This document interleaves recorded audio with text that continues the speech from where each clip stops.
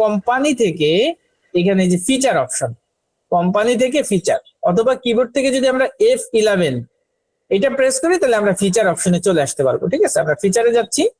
যাওয়ার পরে আমরা যদি একটু নিচের দিকে আসি, এইদিকে আমরা এখানে দেখবো যে use discount column in invoice, এইখানে আমরা আসবো, এইটাকে আমরা ক্লিক করব। করার পরে আমরা এখান থেকে ওয়াই প্রেস করে ইয়েস করলাম।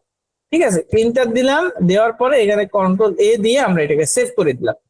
সেভ করার পরে এবার যদি আমরা ভাউচারে আসি, ভাউচারে আমরা ঠিক পারচেজে আসতেছি। আসার পরে ধরেন আমরা আরেকটা বিল করি, এবার 003 দিলাম। দেওয়ার পরে এখানে যেটা ডেটা আছে থাকুক। দেন আমরা ইউনিভার্সাল ট্রেডিং এ যাচ্ছি, নট অ্যাপ্লিকেবল দিয়ে এখান থেকে আমরা নেক্সট অপশনে যাচ্ছি। যাওয়ার পরে এইখানে আসার পরে আমরা এখানে দিলাম হচ্ছে R M local purchase, enter দিচ্ছি। এন্টার দেওয়ার পরে ধরেন আমরা আবার এখানে স্পেস দিলাম। দেওয়ার পরে এখানে ধরেন আবার ক্যালসিয়াম কার্বনেটি আমরা নিচ্ছি। দেওয়ার পরে এন্টার দিলাম।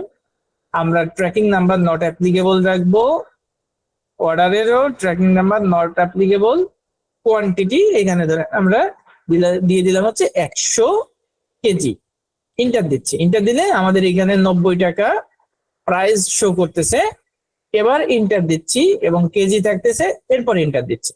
এটা হচ্ছে আমার ডিসকাউন্ট কলাম। এই যে ডিসকাউন্ট এখানে শো করতেছে। আমি চাইলে এইখানে আমি 10% বা যে কোনো পার্সেন্ট আমরা চাই, এটাকে আমরা এখানে কিন্তু কোনো মাইনাস ইউজ করা লাগবে না। আমরা এন্টার দিলে এখানে কিন্তু 8100 টাকা ডিসকাউন্ট বাদ দিয়ে, গ্রস থেকে মানে 100 কেজির দাম 90 টাকা করে যেটা হয়, তার থেকে 10% বাদ দিয়ে আমাদের এখানে প্রাইসটা শো করতেছে। আমরা যদি এন্টার দেই, এন্টার দিলে এই যে আমাদের এইখানে কিন্তু এই যে যে ভ্যালুটা আমাদের এখানে শো করতেছে, এটা হচ্ছে আফটার ডিসকাউন্ট 10%, আফটার ডিসকাউন্ট হওয়ার পরে আমাদের এটা প্রাইস শো করতেছে। আমরা এন্টার দিলাম। এন্টার দিয়ে ধরেন আমরা এখানে আরো একটা আইটেম এখান থেকে এন্ট্রি দিচ্ছি। এখানে ধরেন কেন আমরা নট অ্যাপ্লিকেবল দিচ্ছি এটা আমরা জানি। এবার কোয়ান্টিটিতে আসলাম, ধরেন আমরা এখানেও 100 পিস নিলাম, 100 কেজি। এন্টার দিচ্ছি, প্রাইস আসলে এটা।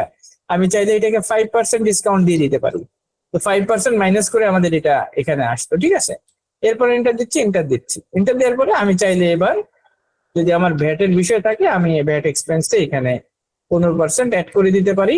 দিয়ে এন্টার দিয়ে আমি এটাকে সেভ করে দিতে পারি। তো এভাবে আমরা এক একটা আইটেমের এক এক ধরনের ডিসকাউন্ট, আলাদা ডিসকাউন্ট কলামের মাধ্যমে আমরা ডিসকাউন্ট মেনটেন করতে পারি।